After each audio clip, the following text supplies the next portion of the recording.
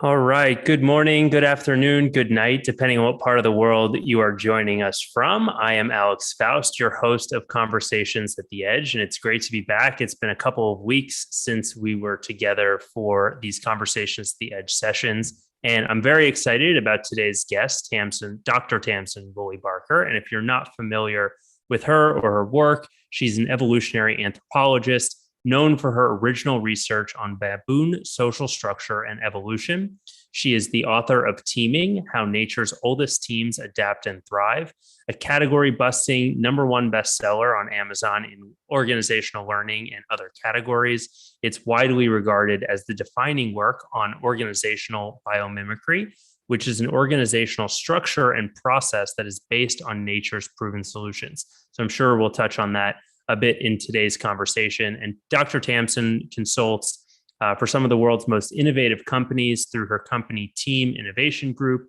And I'm very, very excited to have her join us today to talk about some of her newest work and a new book that's coming out soon. So Tamsin, welcome to Conversations at the Edge. And where are you calling in from today? Hi, Alex. I'm calling in from San Diego. Awesome. Well, it's great to have you, and it's great to have the community here with us as well.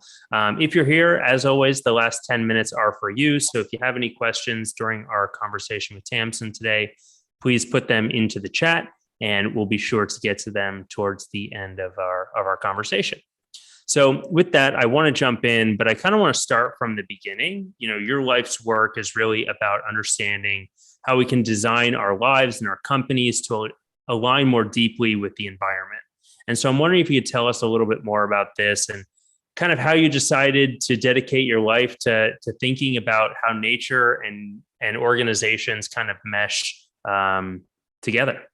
Yeah, well, I was always super into animals. I was really inspired by Jane Goodall, and I just loved that she went into their world, these chimpanzees' world, and she kind of earned their trust, and they let her into their world, like their community. She didn't say, "Now you're going to be in my zoo."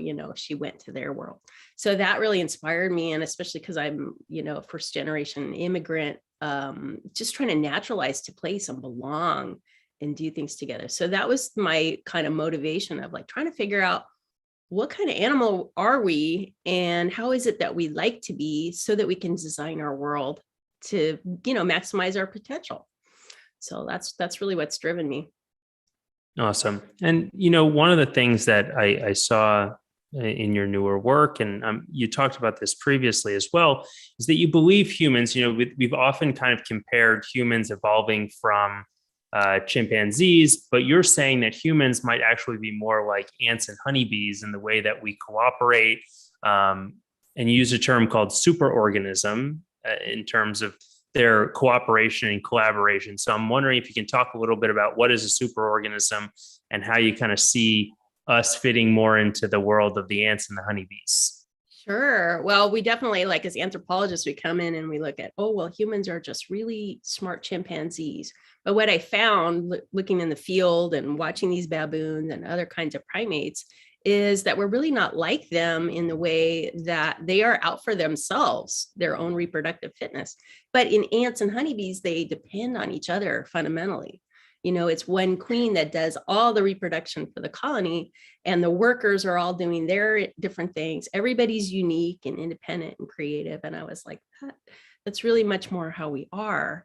It does take a village to reproduce our futures. And so we've designed our whole world from this like Darwinian perspective of, survival of the fittest. But in reality, our species is more like ants or honeybees, where we just really do fundamentally depend on one another. So it's a mismatch between the way that we're designing our world, because we have these preconceptions about what we are. So do you think that, the preconceptions are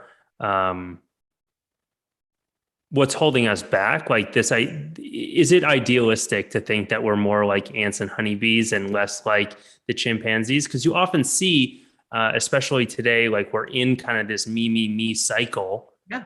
And, I'm just curious what your thoughts are on that. Yeah, well, so what I've done is I've actually looked at the deep patterns of different kinds of superorganisms, so ants and honeybees and termites and us. And what you see is that they they have these little bounded communities and they work for their their future success, and we do the same thing. So it's not really idealism. What it is a mismatch between our actual fundamental nature.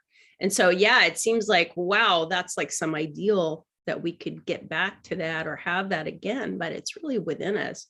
So I mean, what I'm seeing is companies saying there's all this potential on the table that we've lost. We know that people have all this wisdom and knowledge in their networks. We don't know what they have. We can't access that. So starting to think like superorganisms and understand that that is what we're trying to be, we can design systems that put that to work for us. And it can be transformational. I mean, here we are in these situations where there's all these problems, we're trying to solve, some of them are really big, climate change and these kinds of things. And we can't solve them because we're not structured right to do that. I mean, we're animals like any other. We want to adapt and change, and that's in our nature, but we're being stopped from it by the structures that we live in, is how I see it.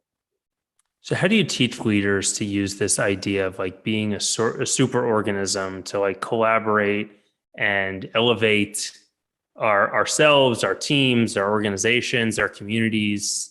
Yeah. Well, so if you look at the deep patterns of the way the superorganisms work, they really rely on this collective intelligence, which depends on everyone being, unique, diverse, and independent, autonomous. But we don't have that in our work. We're told what to do with their standards, there's best practices, all these things that constrain us. So that's where we lose the potential of our superorganisms. So I think if companies can be thinking about, okay, what if my organization is a superorganism? That's what it wants to be. How do we do that? It's how do we facilitate the collective intelligence that allows us to naturally adapt to change? Thank you. And so I copied this kind of long quote, and I don't know if I'm going to read the whole quote, but it goes along what you're just talking about. Superorganisms and the effectiveness emerge from the collective intelligence that requires the diversity, the autonomy, the communication. But what we're seeing today is that company organizations are kind of stripping that from the people inside. And so there's not so much, like you say, few have local biocultural expertise, and we've been severed and stolen with little shared purpose or innovation for anything we're not paid to do.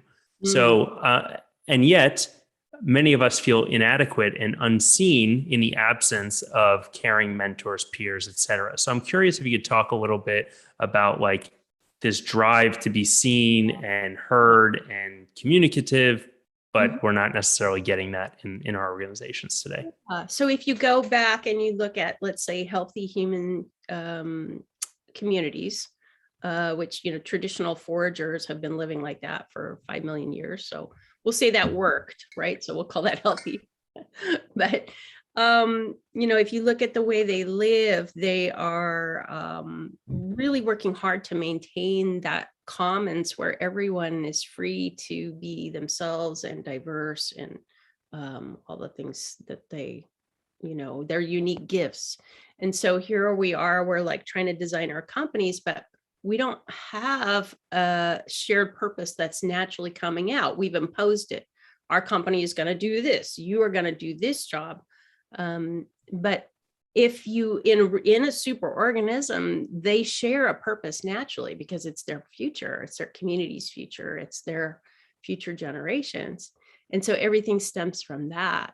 So what we've done, basically, if you think about it, it's, the last days of the Roman Empire, everything we do is based on these best practices for extracting communities and extracting labor, because it really came out of things like slavery and colonialism and extraction of other people's communities.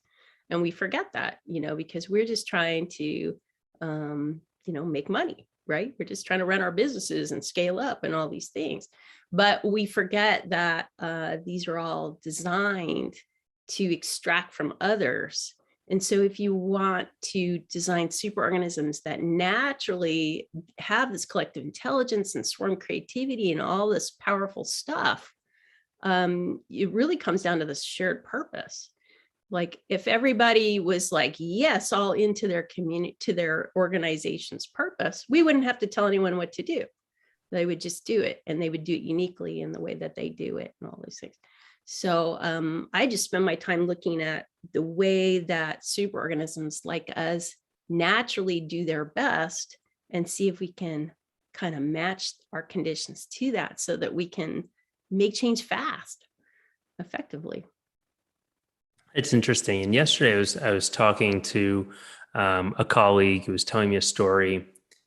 This person is running a business and they've got a bunch of employees that are servicing the clients.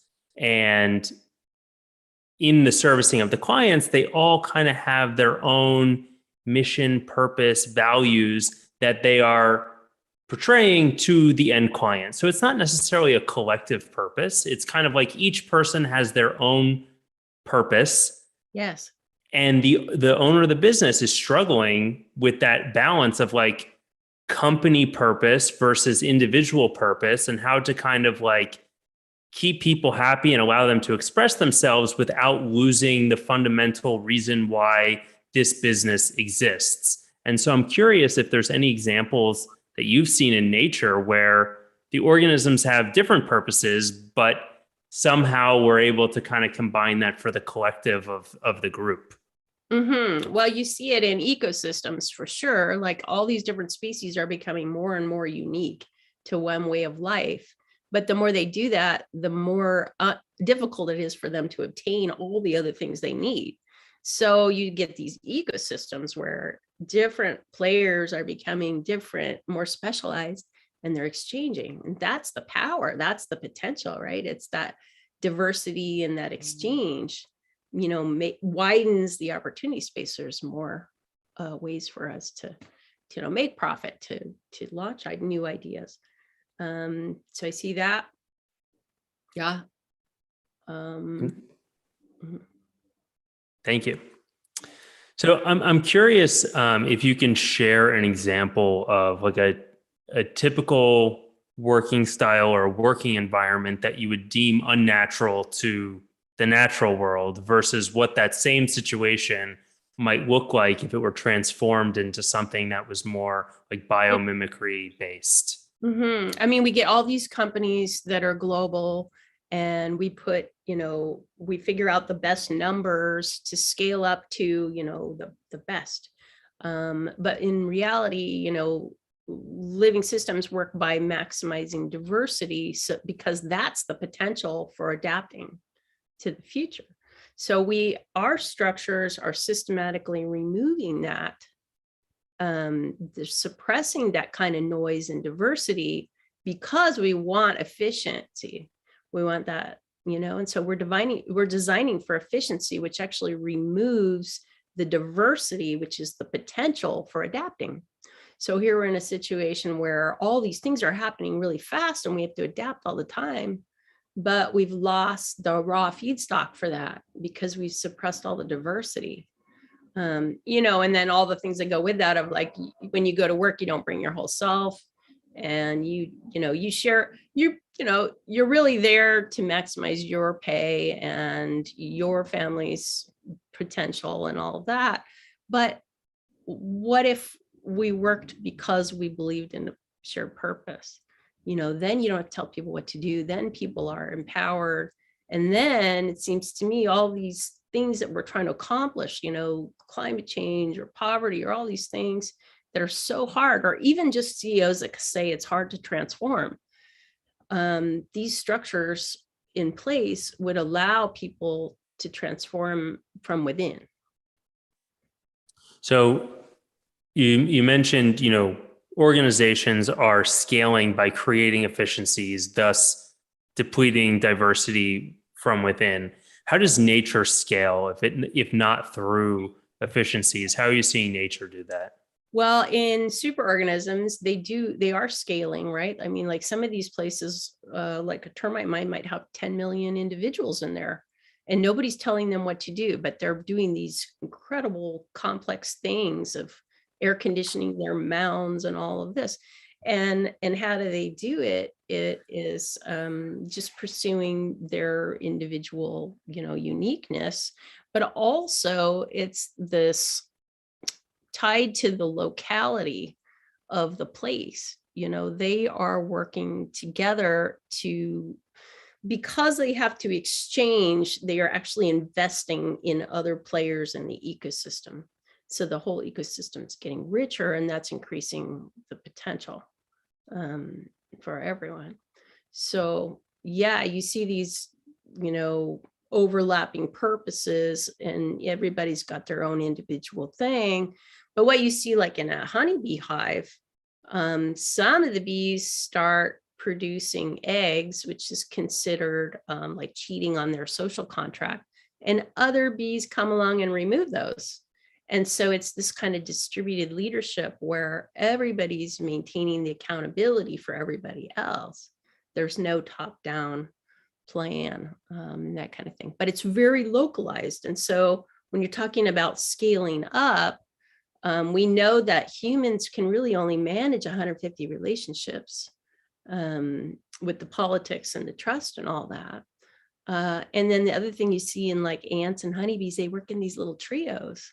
And so it's this team of teams. It's a network team of these specialized teams that they are able to maintain some kind of whole and shared purpose, but they can all go to work on their own thing. So you just mentioned 150 is the max, and then ants and can you talk a little bit about like where those numbers came from? How do we know that 150 is the right? And is that across the board, or are there variations amongst like different types of organizations? Yeah, well, so every species has their own magic number, of how much trust relationships they can manage. Chimpanzees are super good at it. And so are we, we're Machiavellian politicians and all that. But, what we do is we suppress that through these, relationships. And it reminds me of the bonobos, because we're equally related to the bonobo. There's chimpanzees and there was bonobos.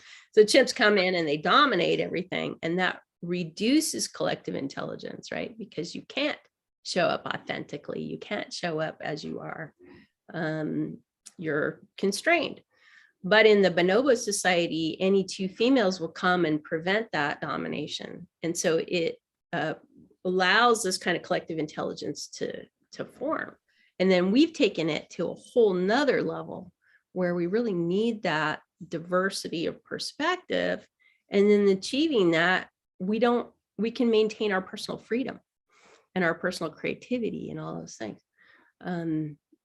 So the structures and processes that we're living and working in and taking for granted as the best practices are actually systematically suppressing our adaptive potential and our potential for creating something greater together.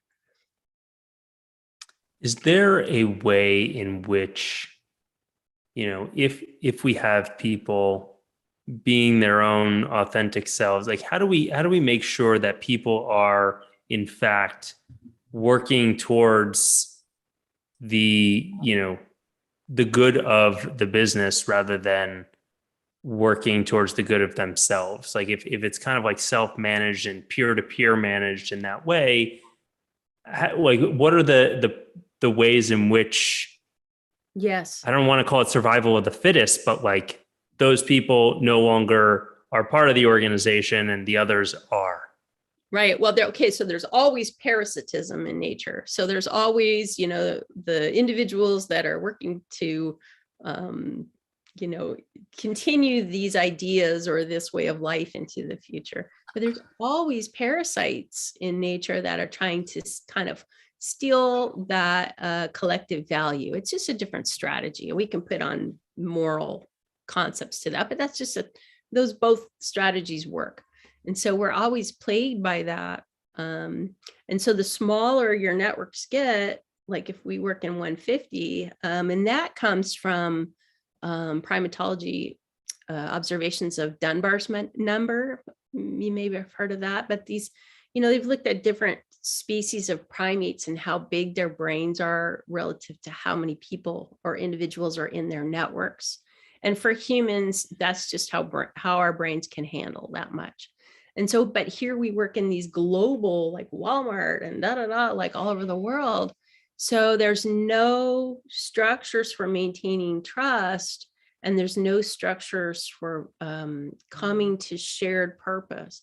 So what I see as the potential is here's all these companies trying to do all these things, especially entrepreneurs working in local towns or local communities, that the shared purpose is there, in those things. And so if CEOs can start to double down on that, like what really motivates people, what do they care about, what do they want to go to work on? So I see that conscious capitalism is going to evolve in this way, because the more purpose-centered we can make our work and the smaller our networks can be, so our trust is there, collectively distributed, protecting from parasitism. It seems to me that we can go to work on all these things very quickly. It's a structural problem. Thank you. So we've got some questions from the audience. I want to get to those. Patty is asking, what are some of the methods that you can use to identify if a candidate has a sense of shared purpose during the hiring and interview process? Well, of course, you can always ask the behavioral questions of, tell me about a time when this mattered to you, or you can ask them, what are the values that really drive you?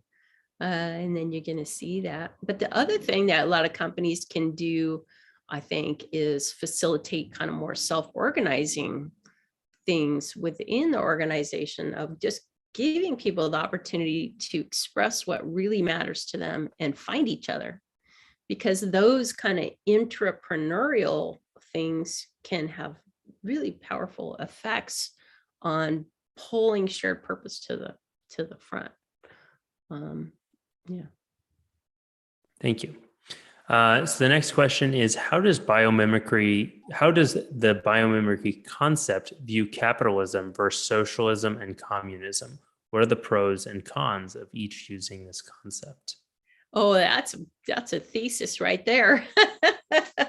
But yes, and so you see, a lot of people, we get caught in the same debates about communism and capitalism. And really, if you look at nature, those are both constructs that you don't see either one in nature, right? But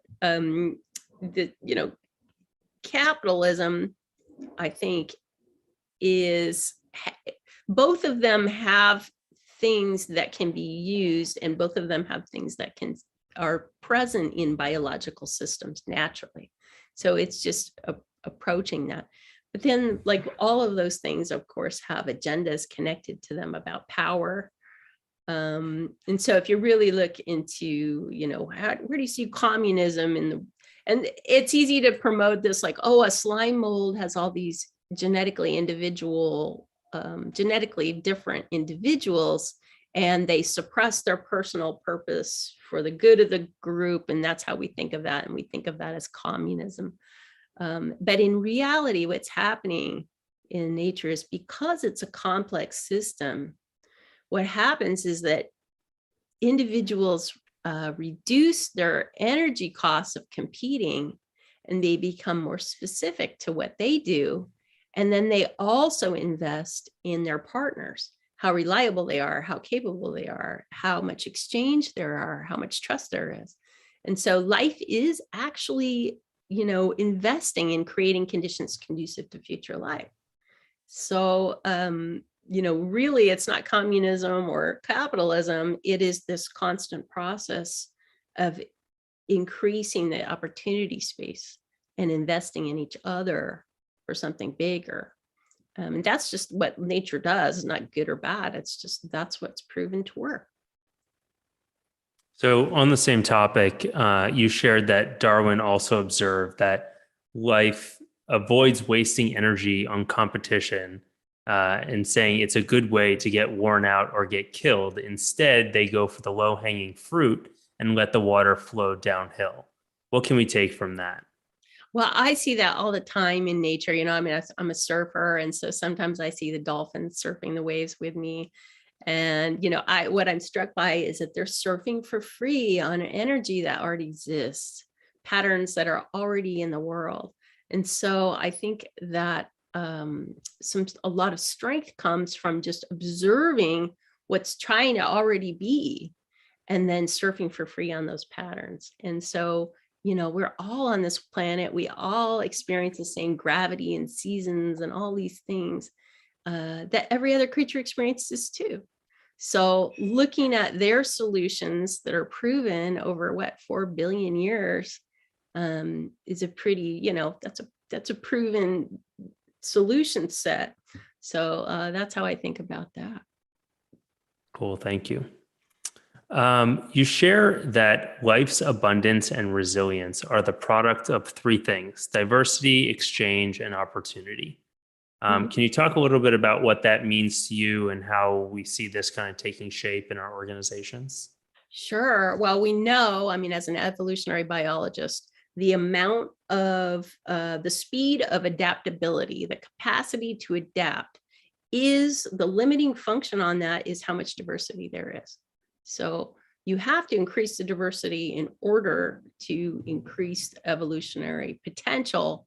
And then the exchange. So like I'm saying, all these individuals are becoming more and more unique and specialized and really exquisitely designed for their way of life. But as that happens, they still have the needs. And so they start investing in their partners. They start investing in these exchanges because that increases their resilience. They might have multiple partners that can provide the same services. So they invest in that redundancy and that resilience, that robustness.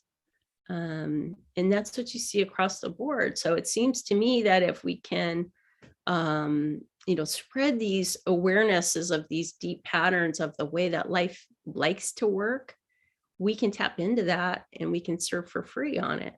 Because what's happening is, individuals are not trying to force, they're not trying to be the best or any of that. They actually move away from it. And there's these like walking palms in the Amazon. And if they don't have the light, they kind of walk away from it and they find a better spot. That's the way nature is doing all the time. So this whole idea that we have of being the best and figuring out the one number and all that, it's just not. So it's really the diversity is the raw feedstock for the change and the adaptation and all the good things we want. Fantastic. I love that. So, we've only got about 2 minutes left. I just want to give you the opportunity, any final thoughts or things you want to leave the community with or pondering as we move forward with our days, weeks, months, and year? Well, I just think that this is a really powerful way to look at your existing challenges. You can look at it through a very different perspective, but one that is proven, right? Like, because these animals and organisms successfully survive. So we know they have the answers.